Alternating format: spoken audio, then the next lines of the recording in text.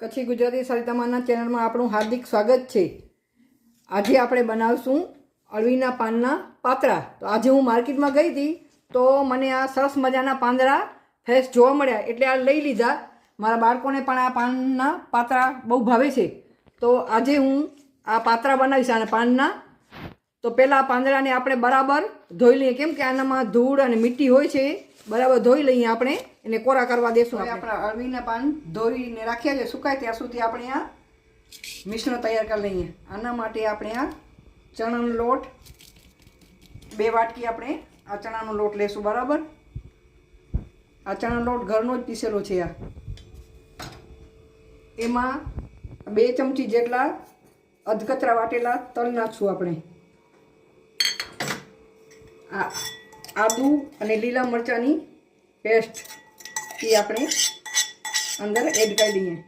1 ચમચ હળદર, 4 ચમચ લાલ મરચું, આ ધાણા જીરાનું 2 ચમચ ઘરે જ બનાવેલું છે ધાણા જીરાનું પાવડર। તમે મારી લિંક ઉપર જઈને તમે સર્ચ કરી શકો છો। ને 1 ચમચ આ હિંગ અને સ્વાદ પ્રમાણે મીઠું આપણે અંદર એડ કરીશું। 2 ચમચ ખાંડ એડ કરીશું। હવે આ 2 લીંબુ ફાડા કરીને રાખ્યા છે એનું આપણે આ બધું આ જ્યુસ અંદર કાઢી અને અંદર નાખી દઈએ। બધું આ આવી રીતે આપણે 2 લીંબુનો આ રસ અંદર એડ કરી દીધો છે। હવે 1 ચમચ આપણે આ દહીં એડ કરી દઈએ। ફ્રેશ દહીં જ નાખવાનું, ખાટું દહીં નહીં નાખવાનું। ને હવે આપણે બરાબર એને આપણે મિક્સ કરી લઈએ। આમ હવે આપણે ધીમે ધીમે આમ પાણી નાખતા જઈએ ને એનો આપણે ગોળ બનાવી લઈએ। હવે આપણું આ લોટ બધું મિક્સ થઈ ગયું છે। આવું બનાવવાનું, જો વધારે પતલું પણ નહીં બનાવવાનું, વધારે ઘાટું પણ નહીં બનાવવાનું, આ મીડિયમ બનાવવાનું। હવે આપણે આ 10 મિનિટ માટે આપણે એને ઢાંકીને રાખી દઈએ। હવે પાંદડા આપણા ધોઈને રાખ્યા સુકાઈ ગયા છે। આ ઉપરનું આ ડાંઠલો હોય એ આપણે આમ ધીમે ધીમે આમ કાઢી લઈએ। આવી રીતે આપણે બધાના આવી રીતે આમ ઉપરના ડાંઠલા આવી રીતે કાઢી લઈએ। હવે આપણે આ બધી એની ઉપરની આ રગો કાઢી લીધી છે, નસો હતી બરાબર આ એ કાઢી નાખવાની। ને હવે આપણે એના ઉપર કેવી રીતે લોટ લગાવશો એ તમને હું જણાવું। આમ એક પાંદડું આ લઈ લેવાનું પાન આપણે એના ઉપર આ લોટ બધા ઉપર આમ પાથરી દેવાનું। લોટ આ બહાર નીકળવું ન જોઈએ ને આખા પાંદડા ઉપર આવવું જોઈએ, પાછળના ભાગમાં લગાડવાનું આવી રીતે આમ। આના ઉપર આપણે આ લોટ લગાવી દીધો છે। હવે આના ઉપર આપણે આવી રીતે આમ બીજો પાંદડો આમ રાખી દેવાનું આમ। હવે એના ઉપર પણ આવી રીતે લોટ લગાવી લેવાનું। પાછો આપણે આ ત્રીજો પાંદડો ઉપર આમ પાન રાખી દેવાનું। હવે એના ઉપર પણ આપણે આ લોટ લગાવી લેવાનું। હવે 3 પાંદડાની આપણે લેયર બનાવી દીધી છે। તમે 4 પાંદડાની પણ બનાવી શકો અને આવી રીતે આમ 2 બાજુ પકડી ને આવી રીતે આમ રોલ બનાવી લેવાનું।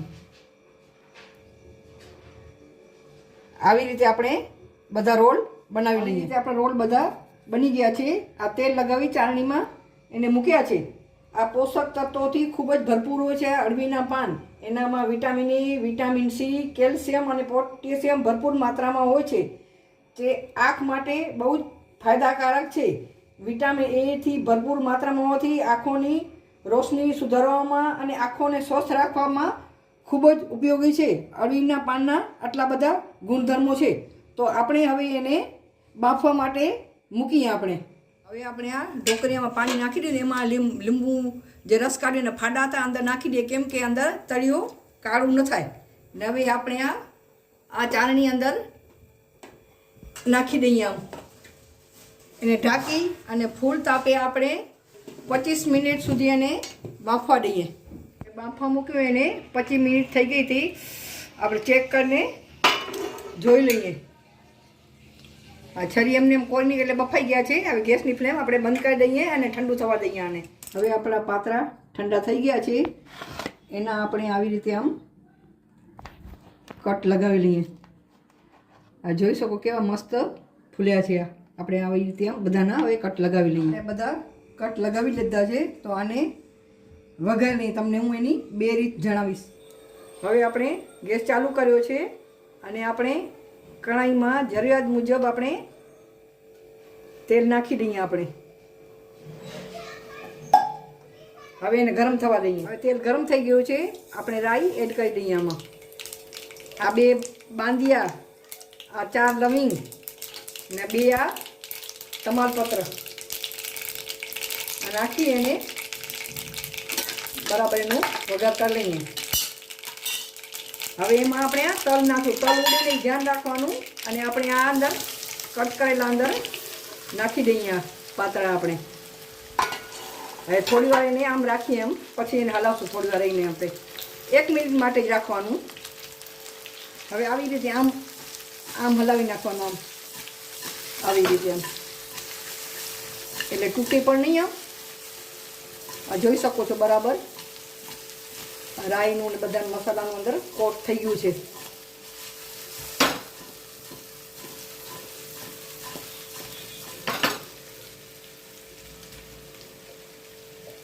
હવે ચમચથી આપણે આમ હલાવી દઈએ. આમ હવે આપણા એનો વઘાર થઈ ગયો છે. હવે ઉપર લીલા ધાણા નાખી અને ગેસની ફ્લેમ બંધ કરી દઈએ.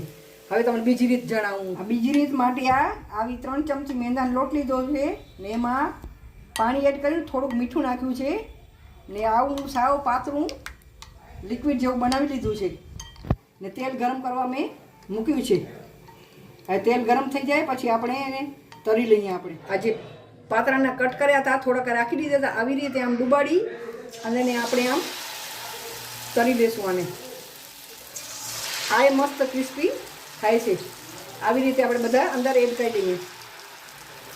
હવે આપણે આને પલટી મારી દઈએ. આ ફટાફટ તળાઈ જાય છે, એને વાર નહીં લાગે બહુ. હવે આપણા તળાઈ ગયા છે, એને બારે કાઢી લઈએ. આવી રીતે બીજા પણ આપણે તળી લઈએ. આપણા અળવીના પાત્રા 2 ડીશમાં અલગ અલગ તૈયાર છે. આ છે વઘારેલા પાત્રા ઓછા તેલમાં અને આ ફૂલ તેલમાં તળેલા છે. આ બહુ ક્રિસ્પી થાય છે ને ટેસ્ટ પણ બહુ સારો આવે છે. આ તમે દહીં જોડે, તમારી મનગમતી ચટણી જોડે ખાઈ શકો છો ને એમ પણ આપણે ખાઈએ તોય પણ બહુ ટેસ્ટી લાગે છે. તો તૈયાર છે અળવીના પાત્રા. મારી તમને રેસીપી ગમે તો મારા ચેનલને સબસ્ક્રાઈબ કરજો અને લાઈક કરજો અને કોમેન્ટ કરજો ને મારી રેસીપીને શેર જરૂર કરશો. ખૂબ ખૂબ આભાર તમારો.